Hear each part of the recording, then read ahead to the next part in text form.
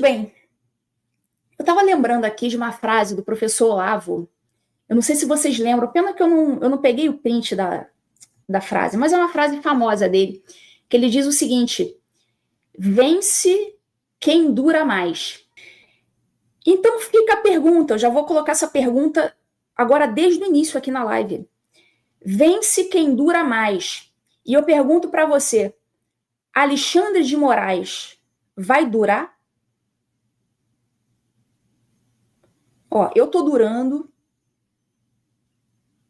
tá? Paulo tá durando, o Alan tá durando, o Monark tá durando. A galera tá durando. O Alexandre vai durar? Quem vai durar mais? Quem vocês acham que vai durar mais? E nesse momento eu só lembro daquele tweet. Ah, pena que eu também não tenho o print. Lembra daquele tweet do Elon Musk, em que ele gerou ali uma imagem de um careca, né, atrás das grades? E ele falou: Alexandre, você vai ser preso. Alguma coisa assim, você vai ser preso. Marque minhas palavras. Será que o Alexandre dura muito tempo fora das grades? Então fica a pergunta. Meus amigos, a juíza patriota exilada nos Estados Unidos, Ludmila Lins, acaba de revelar novidades bombásticas que vão acabar com o deboche dos ministros do STF com a cara do povo brasileiro. A justiça está prestes a voltar ao Brasil para colocar os fora da lei, togados na cadeia.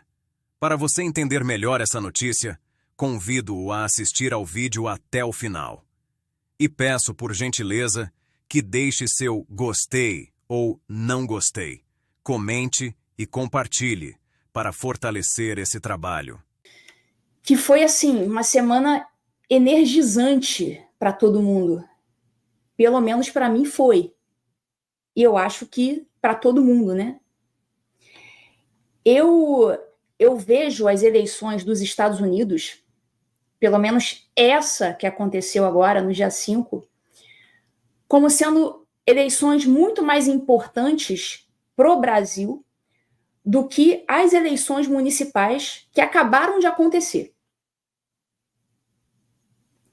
Claro que tem a sua importância, né? As eleições municipais têm a sua importância, mas essas eleições aqui dos Estados Unidos que acabaram de acontecer, isso sim tem o poder de causar grandes modificações nessa situação em que a gente está. Como diz o meu amigo Paulo Figueiredo, nesta merda de dar gosto. Agora sim, a gente consegue ver uma luz no fim do túnel. E eu acho que estava todo mundo rezando para que o Trump fosse eleito. Porque com isso a gente ganha alternativas que não havia antes e a gente ganha um apoio. Então, por mais que aquele pessoal mais pessimista goste de dizer: ah, não, o Trump está cagando e andando para a gente vai ver nessa live aqui que não é bem assim. E muita coisa pode acontecer, e logo no início do mandato dele. Vamos falar do futuro do STF. E não se enganem, a gente vai falar disso também daqui a pouco, não se enganem com o risinho de deboche, com o risinho, na verdade, risinho de nervoso dos ministros. Não tem ninguém tranquilo ali. Vão por mim, não tem ninguém tranquilo ali. Eles sabem que agora a situação mudou. E não mudou pouco, não. Vamos falar disso hoje. Pois bem, eu estava lembrando aqui de uma frase do professor Olavo. Eu não sei se vocês lembram, pena que eu não peguei o print da frase, mas é uma frase famosa dele, que ele diz o seguinte: vence quem dura mais. Então fica a pergunta, eu já vou colocar essa pergunta agora desde o início aqui na live. Vence quem dura mais. E eu pergunto para você, Alexandre de Moraes vai durar? Ó, eu tô durando, Paulo tá durando, o Alan tá durando, o Monark tá durando. A galera tá durando.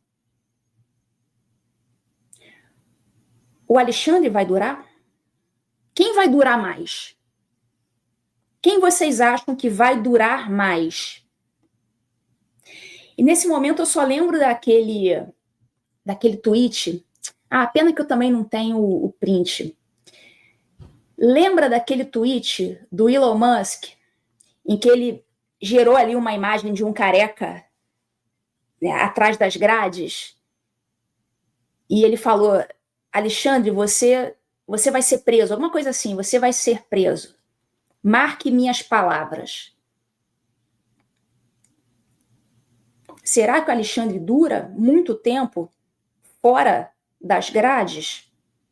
Então fica a pergunta. E fica aqui também o desafio para o Alexandre. Quem vai durar mais? Fica a minha pergunta aqui. Estou perguntando aqui em público. Quem vai durar mais? É isso.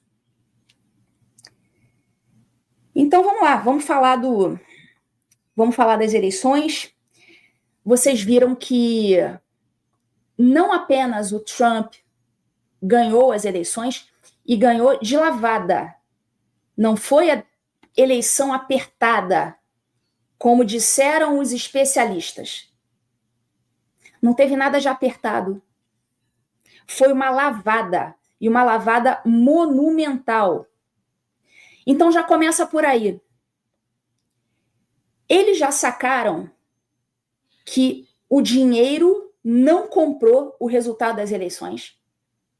Vejam que a Kamala Harris teve milhões e milhões e milhões despejados na campanha dela. Muito mais do que o Trump. O Trump recebeu dinheiro também, inclusive o Elon Musk deu muita grana para ele, coisa de 40 milhões de dólares por mês durante a campanha.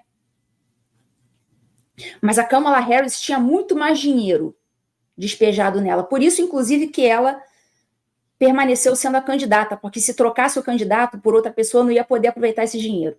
Então, ela permaneceu como candidata porque ela era vice do Joe Biden, que foi afastado. Inclusive, deve estar rindo à toa, porque ele ficou com raiva, né? A mulher do Biden, inclusive, foi votar vestida de vermelho. Para bom entendedor. Então, não foi apenas a eleição do Donald Trump. Tem mais coisa aí. Primeira coisa, eles ganharam a Câmara dos Deputados. Tem a maioria. Nessa maioria ficou apertado, mas ganhou a maioria. Ganharam também a maioria no Senado. Então, ó, tem presidência, tem Câmara, tem Senado e também tem a Suprema Corte. Porque a Suprema Corte dos Estados Unidos é majoritariamente conservadora. E já tem alguns justices aí prestes a, né, pular fora. Tem uns caras que já estão velhos ali. Então tem grande chance do Trump ainda indicar mais juízes da Suprema Corte aqui. Então, o que aconteceu não foi simplesmente a vitória do Trump. Foi uma vitória monumental, foi barba, cabelo e bigode. Inclusive, a Kamala Harris, até agora eu tenho slide. O Elon Musk até publicou aqui um mapa muito curioso. Esse mapa aí que ele publicou, aí ele escreveu aí, deve ser uma coincidência, né? Estados onde a Kamala Harris ganhou, mostrando que ela ganhou nos estados onde não foi exigida o RG, não foi exigido o RG, a identidade. Muita coincidência, né? Então, qualquer um chegava ali e tal, votava. Esse mapa aqui é bom, né, para o futuro. Pode ser que eles, durante esses 4 anos aí, eles corrijam isso aqui. E isso faz lembrar também, né, certas desconfianças que a gente tem em um outro país da América do Sul. Não é isso? Não dá para ser muito explícita para não ter a live derrubada. Mas você vê que essas coisas acontecem até aqui nos Estados Unidos. Imagina se não vai acontecer algo semelhante nesses países bananeiros do terceiro mundo. Então foi barba, cabelo e bigode. E o Musk, ele aparentemente ele já foi ou vai ser, no mínimo, convidado a ser secretário no governo Trump. Ele está sendo cogitado pelo Trump para ser uma espécie de secretário de eficiência governamental. Então, tudo relacionado à produtividade, à redução de custos. É como se o Musk fosse olhar para os Estados Unidos e enxergar ali uma grande empresa que precisa funcionar, precisa dar lucro. Então, ele está sendo cogitado para fazer parte do governo. Então, não apenas um financiador de campanha, um apoiador, ele, inclusive, ele não apenas financiou, ele não somente deu dinheiro para a campanha, mas ele deu o suor dele. Ele ia nos comícios lá, a pessoa dele, em pessoa. Ele ia, não aparecia no telão, não. Ele ia pessoalmente. Ele se engajou pessoalmente nisso. Então, com dinheiro e com o trabalho dele. E também pedindo voto no X. Ou seja, ele foi aí um peso pesado ao lado do Trump. E é claro que ele vai ser considerado, a voz dele vai ser ouvida pelo Trump daqui para frente. Eu estava lendo no X, um economista fez aqui um resumo das coisas que já se modificaram em questão de dias, desde a eleição do Trump, na terça-feira. Vou colocar aqui, eu achei muito bom o post dele, ele fez um resumão. Como o sujeito ainda nem tomou posse e coisas assim muito importantes já estão acontecendo. O mundo já está se movimentando. Olha isso aqui. É o... Acho que é Eduardo, né? Cavendish, eu acho que é Eduardo. É um economista. Ele falou, olha, Trump está eleito presidente há 2 dias. Na época, quando ele publicou, ele estava eleito há 2 dias. Desde então, Bolsa de Valores atinge recorde histórico, caravana de migrantes na fronteira se dissolve, Hamas pede fim da guerra, Bitcoin atinge recorde histórico, Putin está pronto para acabar com a guerra na Ucrânia, Catar expulsa líderes do Hamas, União Europeia vai comprar gás dos Estados Unidos e não gás russo, Putin vai vender petróleo em dólares americanos, Zelensky liga para Trump e Elon, prefeito de Nova York encerra auxílios para ilegais, México vai impedir migrantes na fronteira dos Estados Unidos, China quer trabalhar pacificamente com os Estados Unidos, olha só, quem diria, né? Grande empresa dos Estados Unidos vai se mudar da China. A não ser que grande... Ele não botou aqui. Qualquer grande empresa, eu não acompanhei essa. Vou ficar devendo. Então, um monte de coisa já aconteceu em questão de dias. O cara ainda nem tem a caneta na mão. O mundo já está... Assim, vamos no popular? Aqui vocês sabem que eu gosto de ir no popular, né? O mundo já está se borrando. Essa é a verdade. Inclusive China, Putin, os caras que são os bichões, eles já estão se borrando. Imaginem, vamos só comparar, não sei se vocês já pararam para pensar nisso. Xi Jinping, Putin, Hamas, os caras que são os bichões estão se borrando. Imaginem como não estão ministros bananeiros.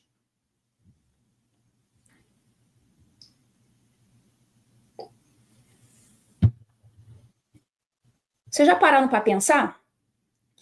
Enquanto Xi Jinping, Putin, Hamas, União Europeia já estão ali pedindo arrego antes do cara assumir. Enquanto isso, o ministro Bananeiro tá fingindo risadinha, tá dando risinho. Que eu tenho certeza que é risinho de nervoso. É para não dizer que tá se borrando. Outra coisa. Maria Elvira Salazar, deixa eu tirar aqui. Maria Elvira Salazar, aquela deputada da Flórida que mostrou a foto do Alexandre de Moraes na audiência pública lá no Congresso, foi reeleita, olha só, foi reeleita.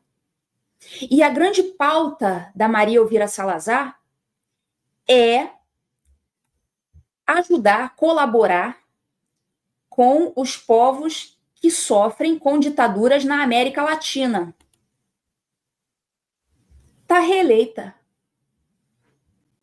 A gente pode continuar contando com ela. Chris Smith está reeleito. O deputado Chris é aquele mais antigão do Congresso americano. Está lá desde a época do Reagan. E não é exagero, não. Ele está lá realmente desde a época do Reagan. Reeleito. O cara que convocou a audiência pública. Está do nosso lado, já compreendeu perfeitamente o que está acontecendo nos Estados Unidos. Eu mesma já falei com ele, já troquei ali algumas palavras com ele. Expliquei a minha situação e tal, ele sabe exatamente o que está acontecendo. Jim Jordan, de Ohio, outro que assinou a lei junto com o deputado Chris, reeleito. Esse pessoal está todo reeleito. Lembrando que a deputada Maria Elvira Salazar, ela é autora de uma lei contra os censores, contra a pessoa dos censores. A lei dela é aquela lei, em resumo, é a lei que vai tirar os vistos. É a da Maria Elvira Salazar. E não é só do Alexandre, não. Não é só do Alexandre, não. Até porque eu participei de algumas conversas internas. Aquela reunião que a gente teve na Flórida, que até eu coloquei foto lá no meu perfil de Instagram e tudo mais, eu ouvi da boca dela. A boca dela é horrível, né?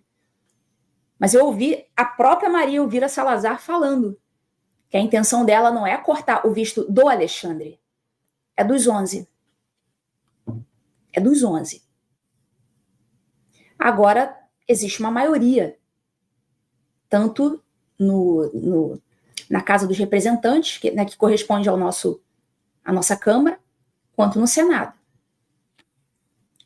E a outra lei, que é assinada pelo deputado Chris, pela Maria Salazar também, pelo Jim Jordan e outros, é aquela lei que corta o financiamento a entidades que promovem censura.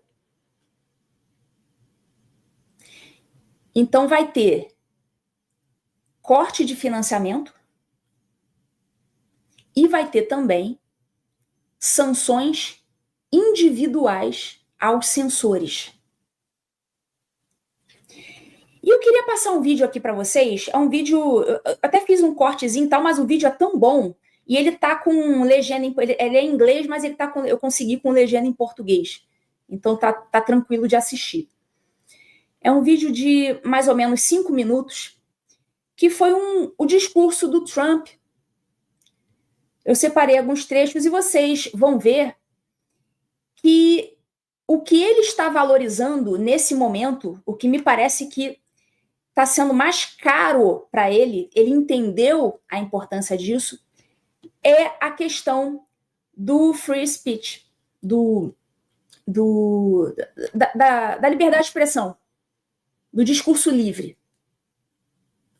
Eu vou passar aqui, é um videozinho de mais ou menos 5 minutos, e vocês vão ver o que o Trump está sugerindo fazer logo nos primeiros dias de mandato, para vocês sentirem o clima do que ele está pensando e do que está sendo importante para ele nesse momento.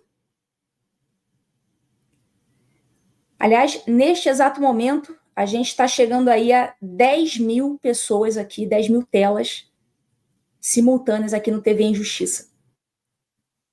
O povo gosta desse tema, né? Está todo mundo de saco cheio, né? Sempre que a gente tem uma boa notícia aqui, o pessoal vem assistir a live. Isso é maravilhoso. Eu vou passar aqui. Prestem atenção no que ele vai falar, que depois eu vou comentar. If we don't have free speech, then we just don't have a free country. It's as simple as that. If this most fundamental right is allowed to perish, then the rest of our rights and liberties will topple, just like dominoes, one by one. They'll go down. That's why today I'm announcing my plan to shatter the left-wing censorship regime and to reclaim the right to free speech for all Americans. And reclaim is a very important word in this case because they've taken it away. In recent weeks, bombshell reports have confirmed that a sinister group of deep state bureaucrats, Silicon Valley tyrants, left-wing activists, and depraved corporate news media have been conspiring to manipulate and silence the American people. They have collaborated to suppress vital information on everything from elections to public health. The censorship cartel must be dismantled and destroyed, and it must happen immediately. And here's my plan. First, within hours of my inauguration, I will sign an executive order banning any federal department or agency from colluding with any organization, business, or person to censor, limit, categorize, or impede the lawful speech of American citizens. I will then ban federal money from being used to label domestic speech as mis- or disinformation. And I will begin the process of identifying and firing every federal bureaucrat who has engaged in domestic censorship, directly or indirectly, whether they are the Department of Homeland Security, the Department of Health, Human Services, the FBI, the DOJ, no matter who they are. Second, I will order the Department of Justice to investigate all parties involved in the new online censorship regime, which is absolutely destructive and terrible, and to aggressively prosecute any and all crimes identified. These include possible violations of federal civil rights law, campaign finance laws, federal election law, securities law, and antitrust laws, the Hatch Act, and a host of other potential criminal, civil, regulatory, and constitutional offenses. To assist in these efforts, I am urging House Republicans to immediately send preservation letters, and we have to do this right now, to the Biden administration, the Biden campaign, and every Silicon Valley tech giant, ordering them not to destroy evidence of censorship. Third, upon my inauguration as president, I will ask Congress to send a bill to my desk revising Section 230 to get big online platforms out of censorship business. From now on, digital platforms should only qualify for immunity protection under Section 230 if they meet high standards of neutrality, transparency, fairness, and non-discrimination. We should require these platforms to increase their efforts to take down unlawful content such as child exploitation and promoting terrorism while dramatically curtailing their power to arbitrarily restrict lawful speech. Fourth, we need to break up the entire toxic censorship industry that has arisen under the false guise of tackling so-called mis- and disinformation. The federal government should immediately stop funding all nonprofits and academic programs that support this authoritarian project. If any U.S. university is discovered to have engaged in censorship activities or election interferences in the past, such as flagging social media content for removal of blacklisting, those universities should lose federal research dollars and federal student loan support for a period of 5 years and maybe more. We should also enact new laws laying out clear criminal penalties for federal bureaucrats who partner with private entities to do an end run around the Constitution and deprive Americans of their First, Fourth, and Fifth Amendment rights. In other words, deprive them of their vote. And once you lose those elections, and once you lose your borders like we have, you no longer have a country. Fight for free speech is a matter of victory or death for America and for the survival of Western civilization itself. When I'm president, this whole rotten system of censorship and information control will be ripped out of the system at large. There won't be anything left. By restoring free speech, we'll begin to reclaim our democracy and save our nation. Thank you, and God bless America. Então, vocês viram aí o que ele falou. Deu para entender, então, o que ele está valorizando nesse momento. Ele fala em destruir o censorship cartel. Ele quer destruir esse sistema de censura. Que é o que o Schellenberger, ele tem até uma expressão, como é que é? É o complexo industrial da censura. A censura, ela é feita... nesse conceito do Schellenberger, ela é produzida em escala industrial hoje em dia.